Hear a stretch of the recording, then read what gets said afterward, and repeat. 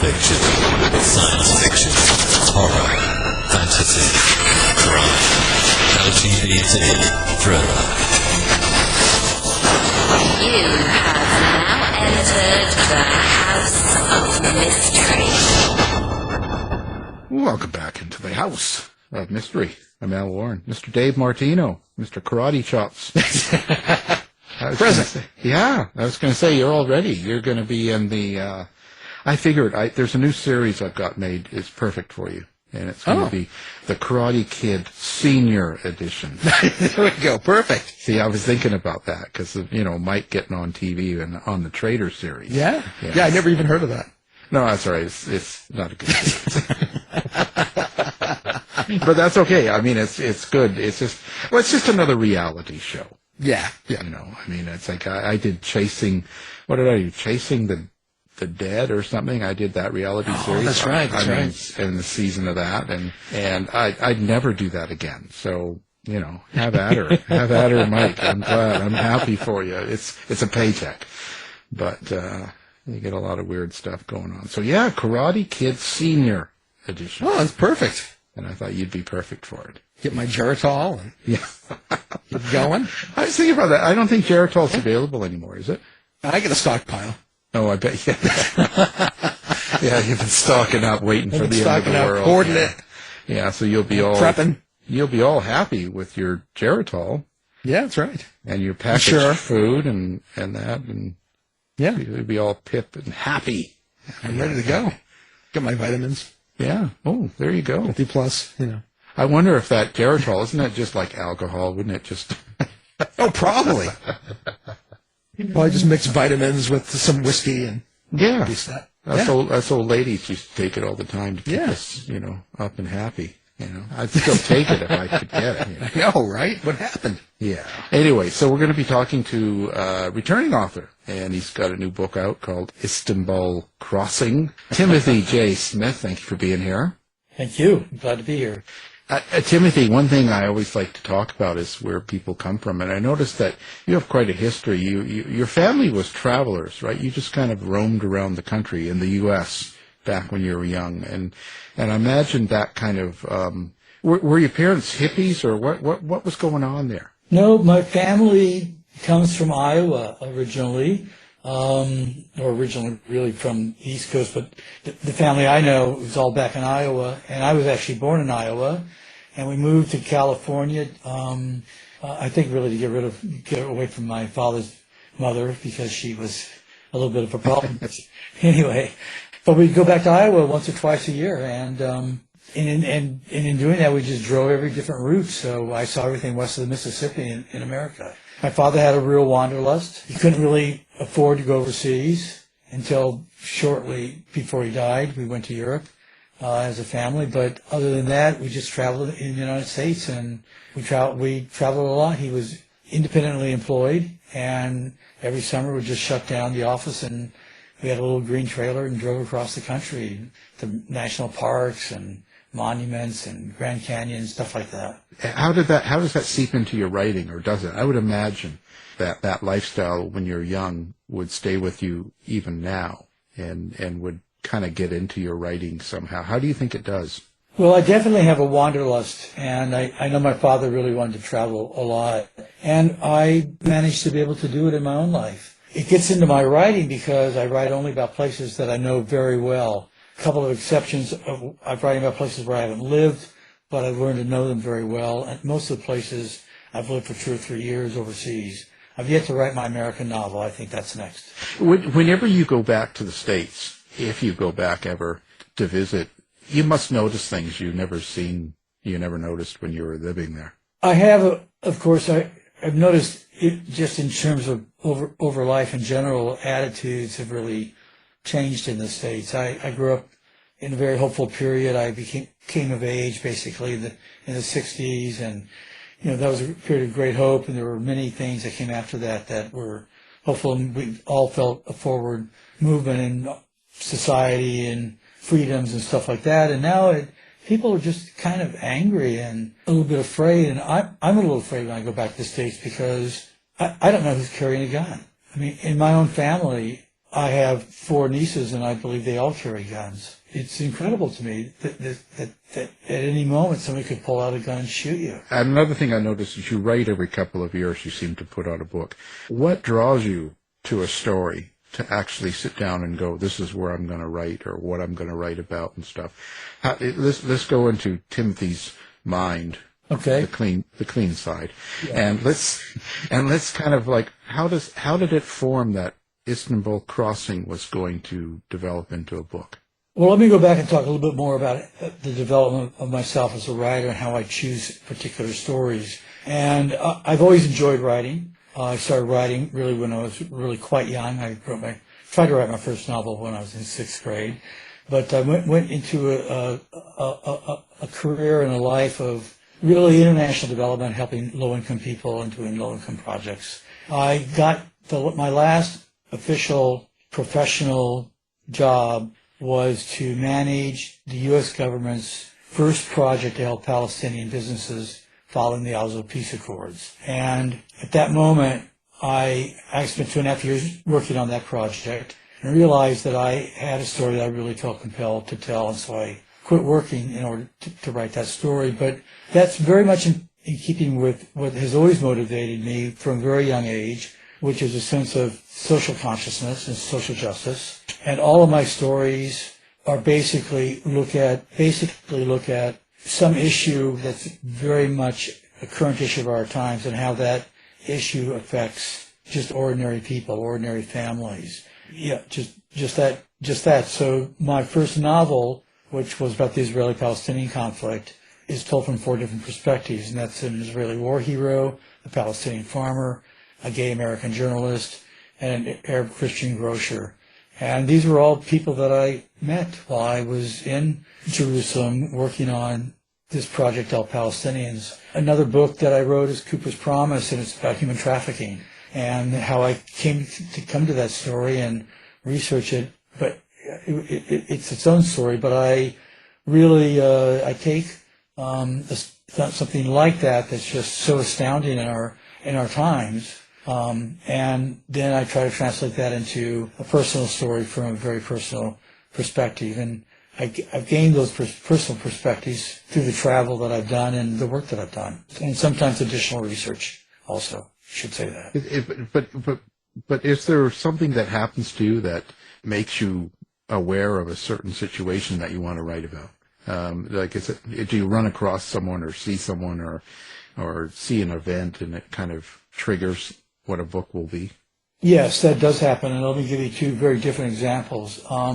In the early 2000s, like 2003 or 2004, I was thinking of doing a book centering on conflict diamonds in Africa. Conflict diamonds are the diamonds that these civil wars were all trying to get the diamonds in West Africa to be able to buy weapons. So I was basically thinking of doing some story on that, and I've been to Africa enough times that I thought I could do it credibly.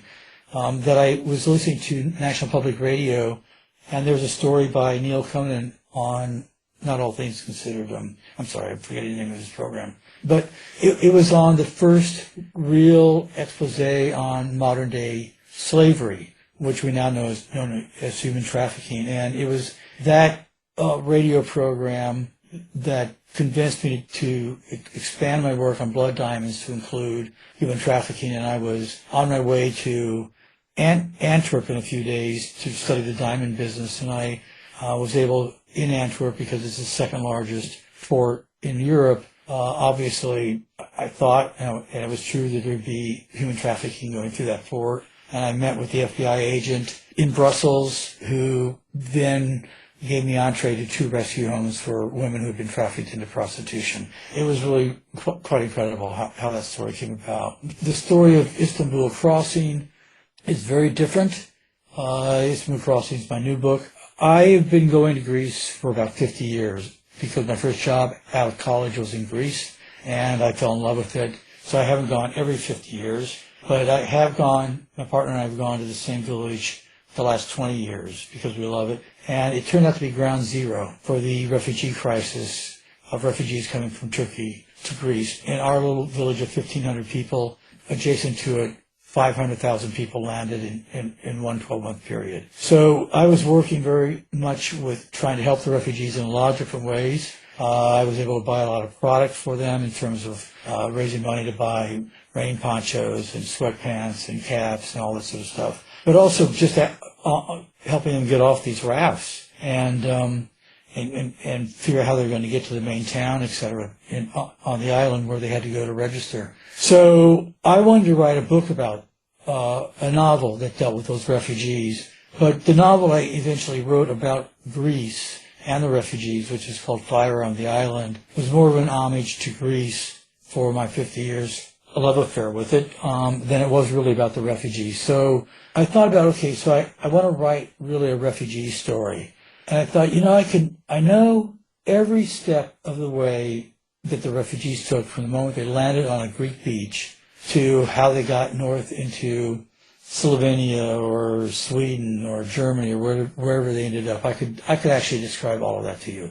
But I could not describe how these largely Syrian refugees ended up on a raft coming to Greece. How did they get to Turkey? And how did they get to a raft? And how did all that sort of happen? So I went to Istanbul. I knew Istanbul already. I'd been to Istanbul several times in my life, but I didn't know anything about the refugee situation. And I hired somebody who worked for an organization helping Syrian refugees, and I asked him to show me Istanbul from a refugee perspective, which was incredibly enlightening. And also what was enlightening was that he was a smuggler himself of refugees from Turkey to Greece, so he could explain to me exactly how all that happened, what the dangers were that were involved and all of that. And that became really the basis of my novel, Istanbul Crossing. The crossing referring to the crossing that these refugees are making from Turkey to Greece.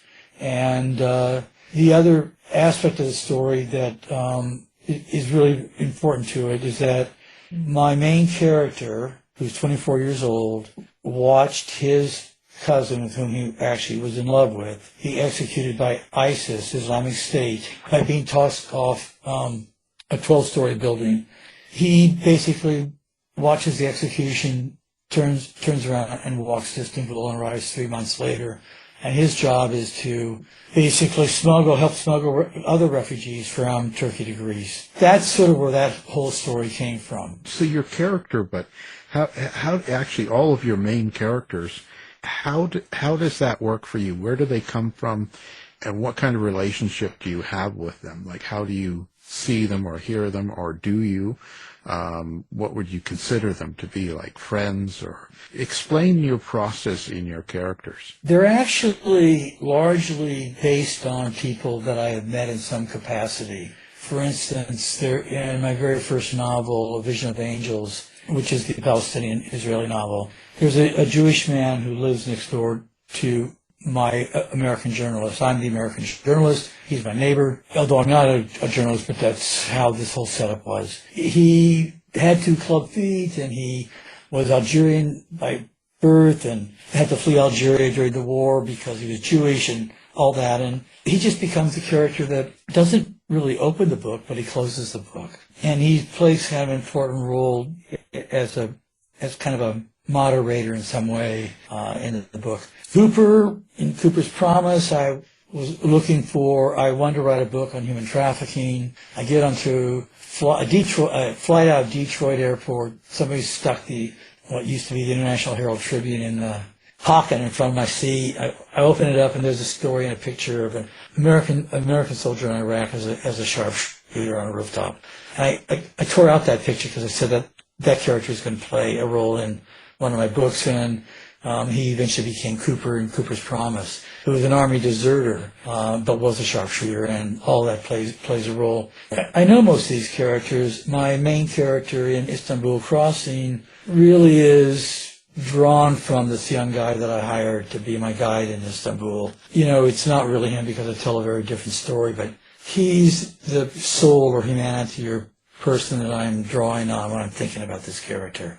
Although I will tell you that he didn't know I was gay, and my main character in the book is gay. He doesn't have the book. But when he learned that I was gay, it was one of these things where that contact got broken off, and that's really sad for me because it's just really sad for me, and that's all part of the gay Muslim thing. But I will say that I actually helped get his family to Canada and everything, and yet not to be able to overcome that and stay in contact it tells you just how strong these things are. When you fictionalize these people that you've met, and I'm assuming it's kind of a composite and imagination, do your characters ever surprise you? Do they take on a life of their own and take maybe the plot off the rails a little bit?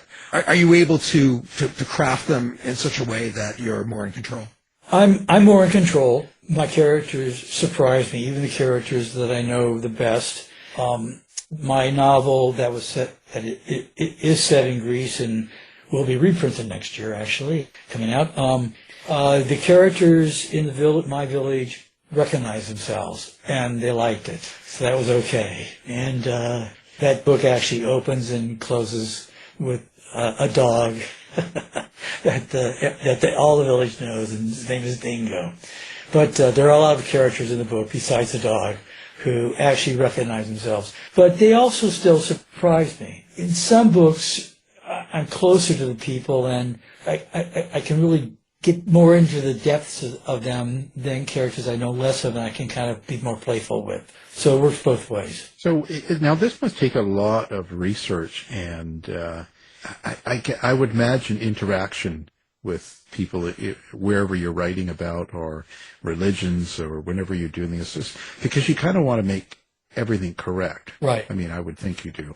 And also your characters will act and be more realistic if their setting is correct, right? So how do you go about your research and finding what you need to know to get the story correct? Well, 3 of my novels are set in places where I've lived a couple of years or a little bit longer. So that would be in Jerusalem, Palestine, that would be Poland, and that would be Greece. I've also lived a couple of years in Thailand, but I've not written a novel there yet. I'm not sure I will. With Istanbul Crossing, I've been to Istanbul many, many times, and I felt I knew the Syrian refugees pretty well. Not only had I been to Syria many, many years ago and really enjoyed the Syrians, but of those 500,000 refugees that landed in one 12-month period, probably 450,000 of them were Syrians. So I was very much in touch with the Syrian population, or Syrian people. But to get to know Istanbul, I went several times to kind of, make it more authentic.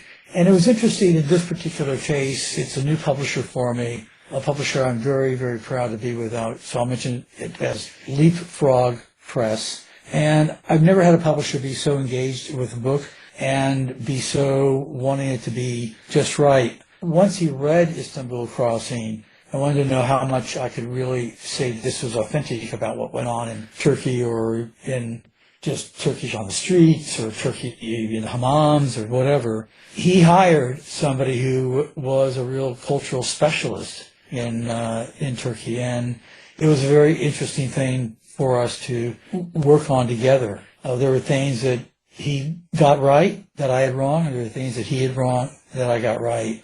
And it was a very, very interesting back and forth, but I think it really strengthened the book. And it also made it interesting because I had to think a little bit more about who was talking to whom when we have people talking in Arabic, Turkish, and English, and different readings like Salam Alaikum or something simple like that, which is a simple Arabic way of doing it. And the way I know how to say Salam Alaikum, because I live in Palestine, the Turks say it very differently. So then it was a matter of who said what in a conversation between a Turk and a Syrian. What language would dominate or not dominate, or because the Syrian guy would understand the common phrases like Salam Alaikum, but not necessarily much else in Turkish at that point. So all these things come into play on that stuff. You must have quite the interesting life, being all over the world like that and spending time in places.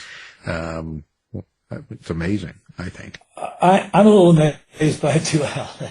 I'll tell you a story that when I was 12 years old, my elementary school had a spaghetti dinner fundraiser for $1, all you can eat, and so I sat across at this long table from some really old guy, I think he's probably 30 years old, who told me that he'd been to like 40 countries and spoke 5 languages. And on the spot, I decided that's the life I wanted. And as I grew a little bit older, I decided I also wanted that life to include doing work that was socially conscious, or basically trying to help people. My career really started as an adult. Although I did a lot of stuff even from high school, but as an adult during the war on poverty, and there were lots of opportunities for me to really go out and help people and do interesting things at the same time, and go around the world. Ultimately, I ended up working in 33 different countries and traveling to 112 over my life. So it's been just remarkable. But I focus on those places where in my writing, where I tended to know, of course, better. And yeah, it all just really adds up. Well, that's pretty amazing. And to actually do it, not only think about it as a young person, but to actually go out and do it and then spend your life. I mean, when I was a kid back in the 60s, I wanted to be Emma Peel, from the Avengers, so I was... So, I had pretty low expectations, I guess, but... I wanted to Gandhi 007's car. See, Aston Martin. Yeah. Yeah.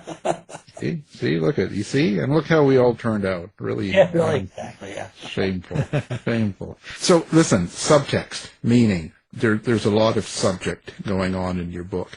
Was there an important meaning for you underneath the story that you hoped readers would take away?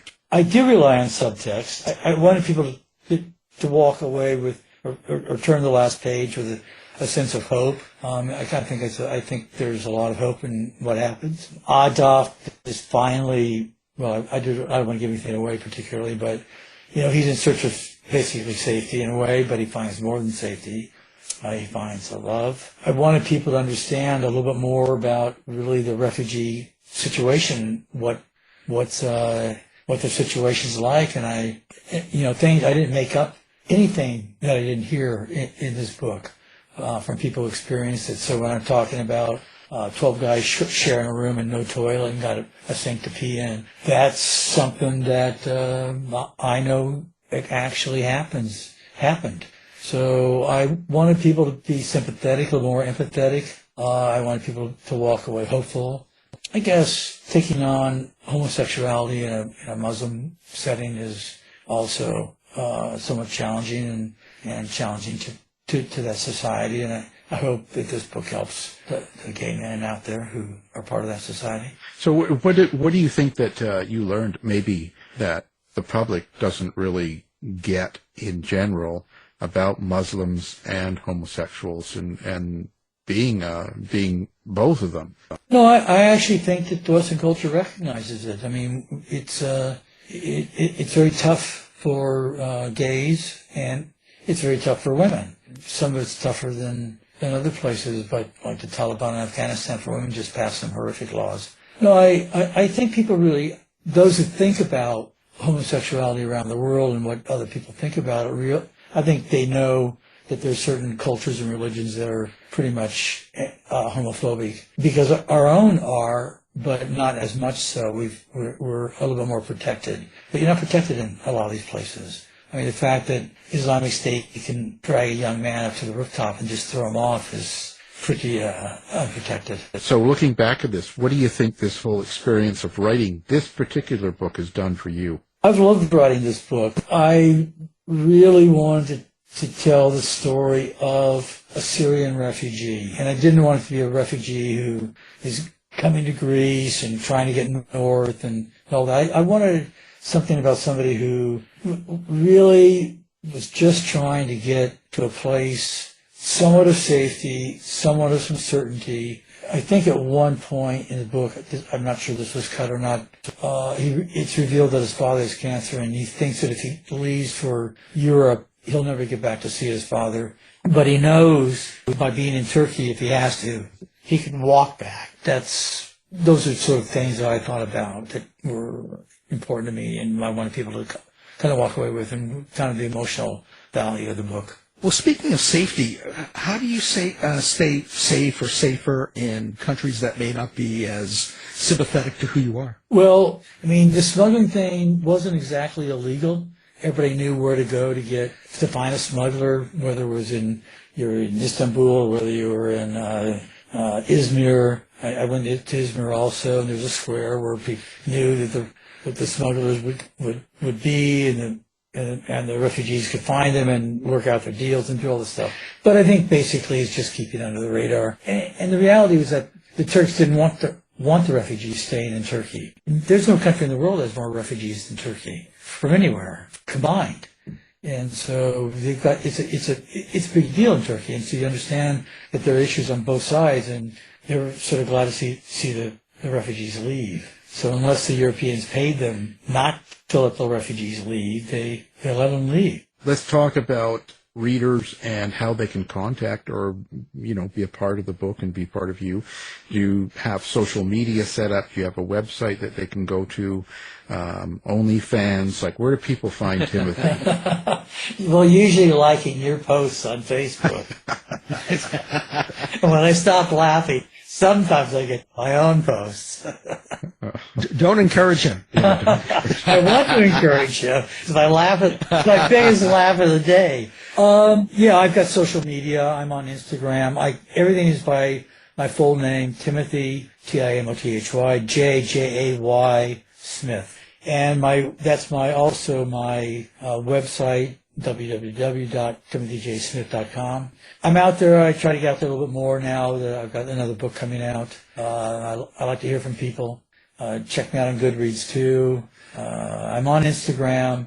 Well, we'll put everything up on the website too, ours, so that people can find you and easily get in contact. And do you like reviews? Do you follow reviews? Do you kind of get into that, or do you ignore that whole world of? No, I read the reviews. I'm ambitious. I want to be successful. I've always had that as part of me, and I believe in the honesty of reviews and what they tell you about your writing, and the feedback is always good. I read the reviews, and I take them very seriously, and sometimes I just go back to bed and cry. Yeah. Well, that's better than me. I always search for the person, hunt them down, and have them destroyed. Send me notes. Maybe I could use some instructions. Yeah, I'll tell you. I do what I have to. Well, we appreciate you being here. And the book, Istanbul Crossing, so don't miss it. Timothy J. Smith. Thank you. Thank you. Thanks, Timothy. This has been a production of the House of Mystery Radio Show. To find out more about our show, guests, or hosts, go to our website at houseofmysteryradio.com.